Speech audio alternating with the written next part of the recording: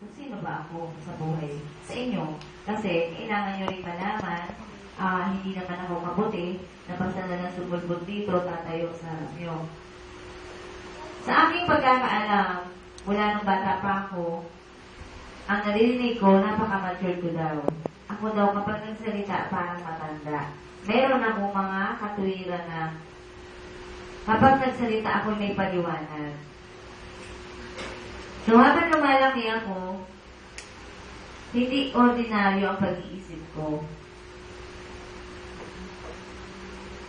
So, ramdam ko yung kahirapan namin, nangarap ako. At habang nangangarap ako, sinulatan ko si Jesus. Sino naka-experience na dito gumawa ng love letter kay Jesus Christ? Nakakamay? O ngayon na lang yata yan, di ba? Na nandito na kayo sa The Voice of Jesus. Okay, sino naka-experience na sulatan si Jesus Christ? Okay. Ako, nasa elementary level ako noon, sa kahirapan ng buhay namin, ang lola ko, matandang dalaga, siya yung close ko. So, pag nagsisimba siya, 5:30 ng umaga, ginigising ako. Eh, kung wala kaming masakyan, lalakayin namin, 3 kilometers lang naman. No? Hindi naman siya putik-putikan, maayos naman yung daan. So, siyempre, binabata ka, tulog ka, pagigisingin ka, pero tatayo ako, sama ko sa lola ko. No? Sisimba, pagdating simba, hindi ko alam. Wala naman akong alam. Siguro, natutulog pa ako, wala akong alam. No? Walang discussions. Pauwi ng bahay, dadaan ng palengke, bibili ng pansit. Ganun lang. Yun routine ng buhay ko kapag gusto ako isama ng lola ko. Kaya yung mga batang mismo, sabi nga, naglalaro lang sa Diyos, huwag yung pagbabawalan. Kasi si God na nakakaalam noon, nabibless ang mga bata. So, yung time na yun, sumulat ako kay God. Siguro for grade 4, grade 5, mga ganyan. Basta elementary. Sabi ko, Dear Jesus Christ, ang tanga-tanga ko kasi, ganito yan. Ignorante probinsyana. Yung postmaster, kapag dumarating sa bahay, di ba dala yung letter, no? Sabi ko, susulat kaya kay Jesus Christ, anong address? Sabi ko, pero alam ko, si Jesus Christ nasa heaven, di ba? Sabi ko, anong ilalagay kong address? Heaven. Paano makakarating sa heaven yung letter ko? Tanong ko yan sa sarili ko. Sabi ko, paano lilipat? Yung letter, ihagis ko lang pataas. Sabi ko, ganyan. Ganun pa man, yung tanong na yun, nakakatuwa, sumulat pa rin ako. Sabi ko, Dear Jesus Christ, gusto ko pong makilala ka.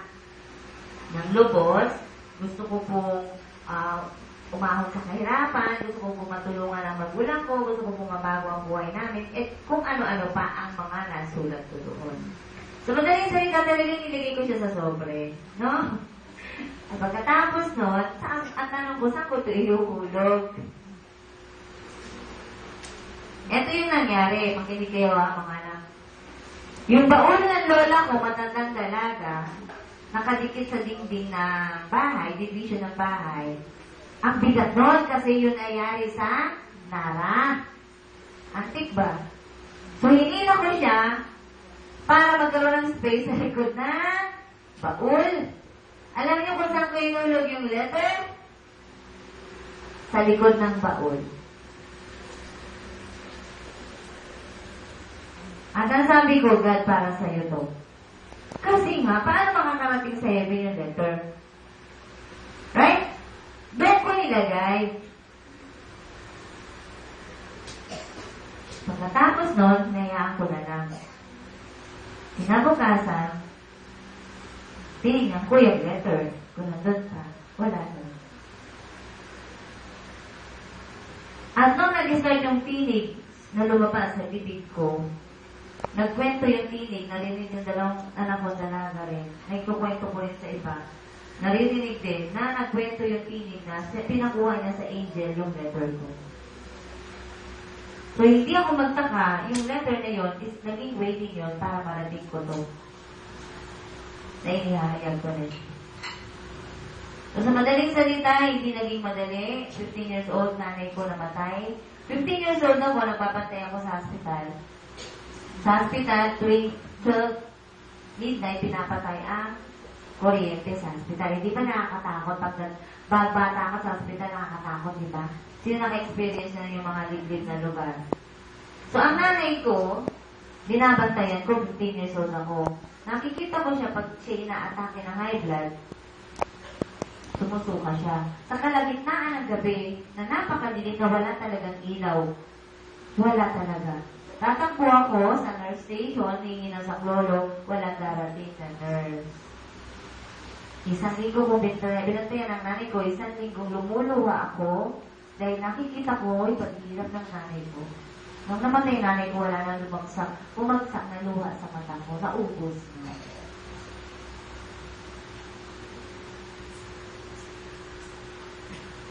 So, nung namatay yung nanay ko, naging nanay ako at panganay na babae, ako yung tumayong nanay.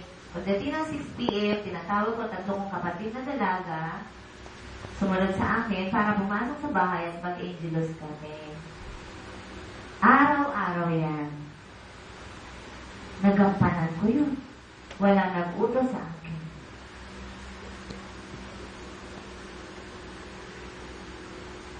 Sa madaling salita, naging provider ako ng mga kapatid ko, nag-aral ako, nagtrabaho ako, pinagpalit ko yung edukasyon ko, hindi na ako nag-aral kasi sabi ko, kung mag-aaral ako, paano sila? Paano sila kakain?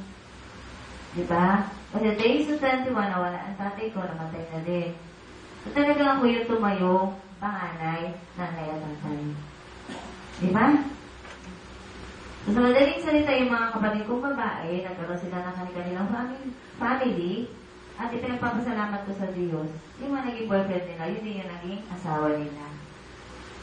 Diba? So sila yung masasabi ko na hindi ko pinagsisihan. Kita ko ngayon, wala na pahamak isa sa mga kapatid kong babae. So kung paano ako naging lingkod ni God ay hinanap ko siya. Nag-attend ako ng mga prayer meetings, pumunta ako sa mga born again. Hanggang one time, sabi ko kay God, maglilingkod ako, hindi ko alam kung saan akong church. Hindi niya ako inalis sa Catholic. Pero hindi ako nagsiserve ngayon sa loob ng Catholic kasi may isang pare na gusto akong gawing katikista. Kasi pinuna ko sa simbahan nila yung first and second commandment pinag-isa.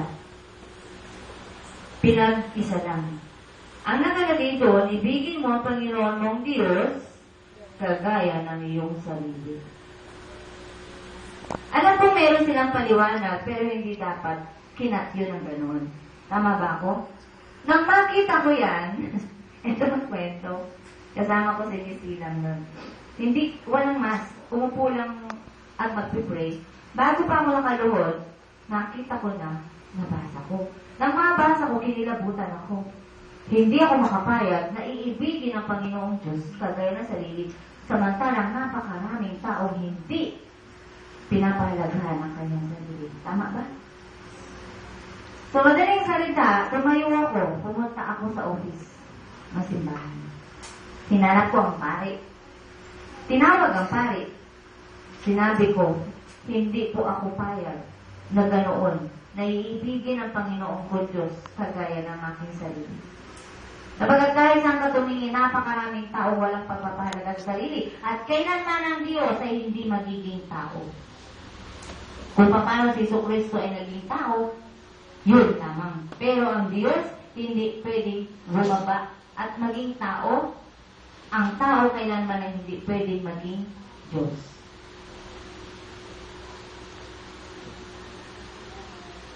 Nung sinabi ko yun, nagsorry sa akin. Yung pare, kasi daw, hindi daw nag-aral ng theology yung gumawa. Ang sagot ko, Father, hindi rin ako nag-aral ng theology, pero alam kong ipaglaban ang salita ng Diyos. Amen.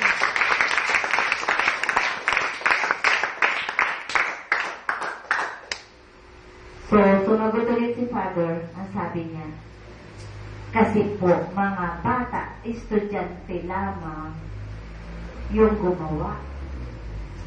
Ganun mo ba? Ibig sabihin, hindi nyo sinusupervise ang ginagawa ng mga bata. Na basta na lamang sila gagawa at maglalagay dyan ng hindi nyo chinecheck kung tama. Pare yun, nakinig kayo ah. Nanginginig ang laman ko habang kausap ko si Father. Sabi ko, di po ba dapat mayroong isang nakatingin dyan na mas nakakatanda at nakakaalam?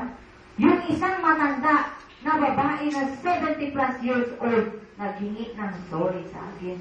Sis, ako yun.